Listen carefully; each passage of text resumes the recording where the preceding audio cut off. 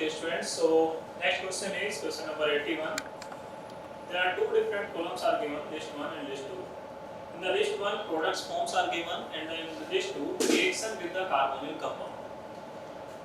In option A, cyanohydrin means product is cyanohydrin, and we are supposed to find out which option is correct by which we can react with carbonyl compound to form cyanohydrin. So what is cyanohydrin? Cyanohydrin is R1 or R2, whatever we can say, or it can be hydrogen also. Cn and OH. It is known as cyanohydrin.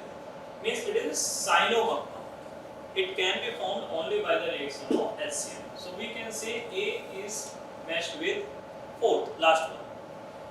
If we observe the options actually, so A is connected with fourth only in one case. So directly we can observe the option fourth is correct.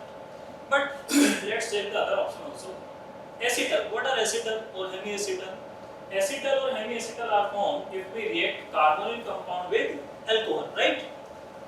First of all, C double bond O, R1 or R2, whatever we can say, if we react it with alcohol, it will attack to this carbon and initially it will form OR and OH, hemiacetal. And after that, if one mole alcohol is further react with this compound, so we can say it will give OR, R1 and R2. It is known as acetal. Okay. So acetal means B option is connected with alcohol. We have to react with alcohol. Means B option is connected with third. B option is connected with third. It is awesome. Now shift base. What is shift base? If carbonyl compound react with 1 degree amines, so we can form R1, R2. What is 1 degree amine? RNH2. After elimination of water, what we get?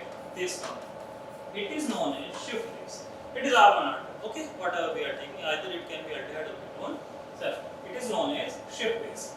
So C option must be connected with second. Yes. C is given with second. The last one is oxime, aldoxime, catoxime. Those are formed when carbonyl compound reacts with hydroxylamine. Means D will be connected with this option, right? What these are? NH2OH. If we react it with carbonyl compound, we can say after elimination of water, what we get, that is known as oximes. So correct option is fourth. But for the time saving, directly we can say if cyanohydrin is matching with fourth, directly you can opt for and move to the next question. Okay. So next one, that is the incorrect statement regarding the chirality of carbon. Okay. It's a good question. SN1 reaction is 1:1 mixture of both enantiomers. Actually in SN1 we know SN1 mechanism passes through carbocation. C positive passes through carbocation. In carbocation, carbon is actually sp2 hybridized, and sp2 hybridized carbon, it means it form R1, R2, R3 and positive charge. A planar structure, triangular planar structure, and the attacking nucleophile can attack from either of the side of this plane with equal probability. 50% and 50%. So the chance of the final product D form and L form that also be equal. So 50% D form and 50% L form compounds will form. It means racemic solution will form. That is optically inactive and both will be 1:1 mixture. Second thing, the product obtained by SN2 reaction of haloalkane having chirality at the reactive site shows inversion of conjugation. Yes, you know it. In SN2, halogen can release only after the attack of attacking nucleophile. Suppose that we are saying it is R1, R2, R3 and it is carbon halogen group. attacking nucleophile attacks from the opposite side with respect to carbon halogen bond. So it will attack from this direction, halogen will remove from this direction, and finally there will be the inversion. There will be the inversion of configuration. It is R1, R2, R3. It is the inversion of the configuration at the active site. Okay. So it is also correct. We have to find the incorrect one, right? Third one, enantiomers are superimposable mirror image on each other.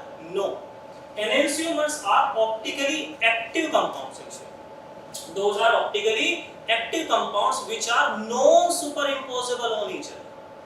What is the necessary condition for the optical activity? Non-superimposability. Actually, these are non-superimposable mirror image of each other.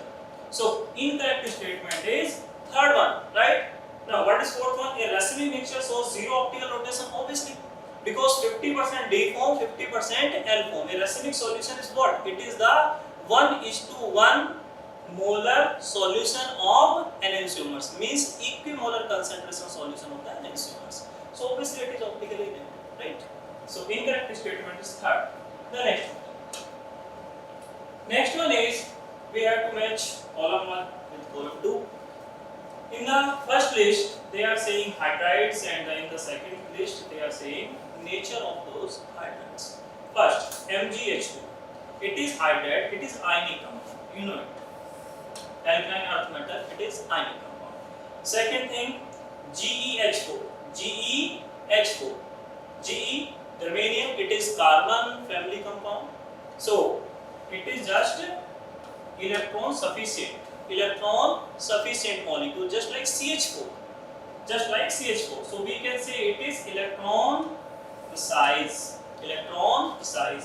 B2S6, important type of molecule. It is the dimer form of BH3. What is BH3? Lewis acid. In BH3, boron has only 6 electrons in its outermost shell. Effectively, it has only 6 electrons. It means it is electron deficient species and it is unstable. That's why it goes into its dimer form and it forms B2H6. But it is also electron deficient because it is the dimer form of this molecule itself. So we can say it is electron deficient species. So C is connected with second, right? And last one is HF. HF is H positive, F negative. It is electron rich species. So which one is the correct match? A with 4. A with 4.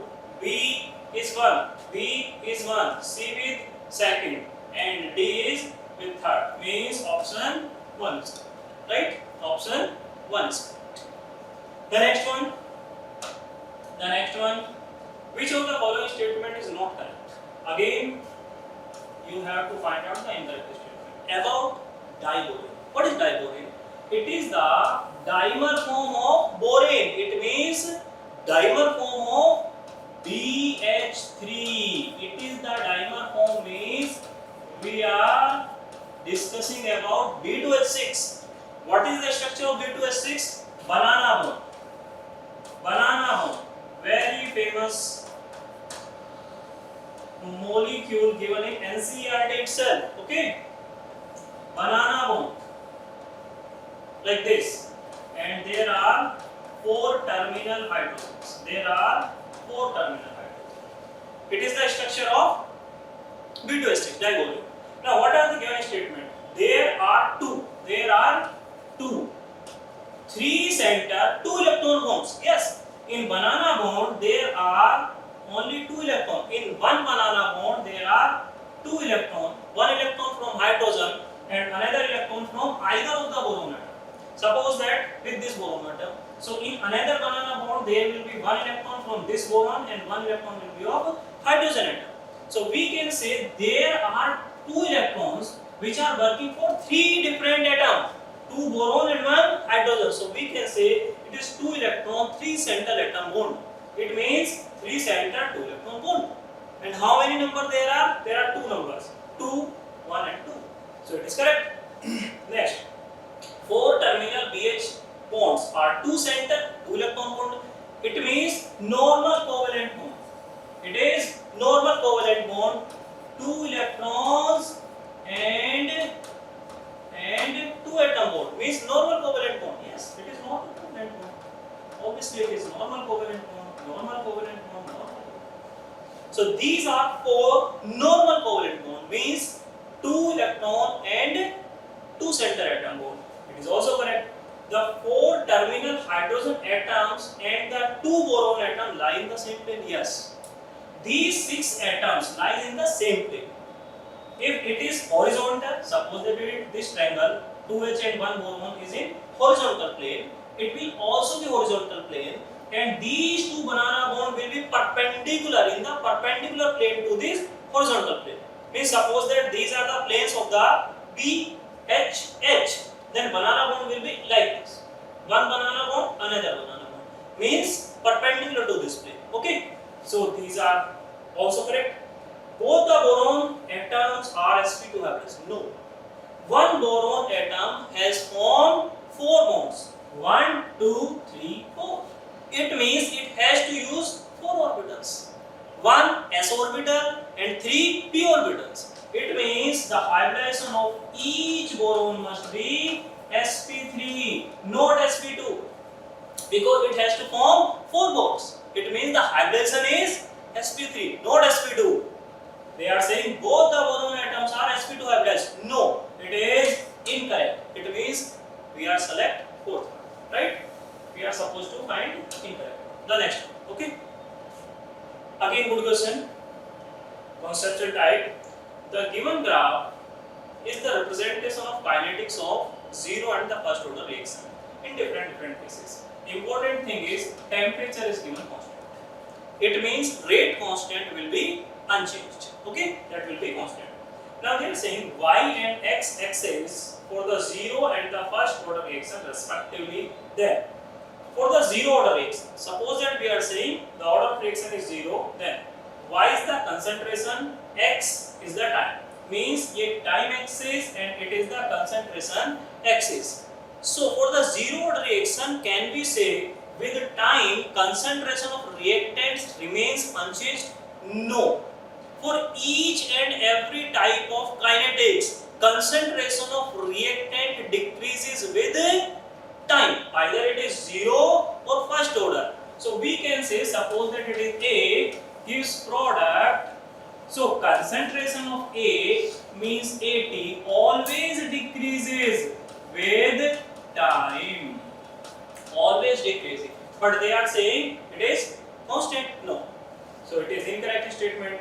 For 0 order reaction, concentration and time, same option, it is also incorrect. For 0 order reaction, y is the rate of reaction, this curve is of rate of reaction, and x is the concentration. Yes, it is correct.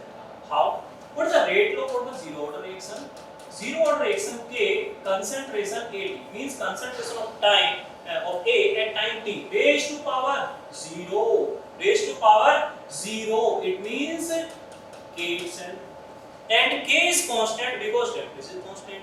It means as the concentration changes, rate of reaction remains unchanged.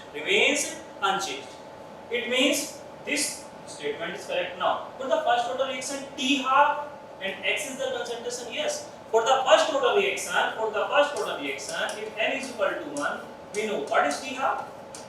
T half is ln2 by K. There is no concentration term, means T half is independent from the concentration term. It is again constant because K is constant at constant temperature. It means option C is correct. Y is rate of reaction and X is the concentration. Means for 0 order reaction, rate of reaction remains independent from concentration, and for 0 order reaction, T half-life time period also remains independent from the concentration. That's why option 3rd is correct. Okay.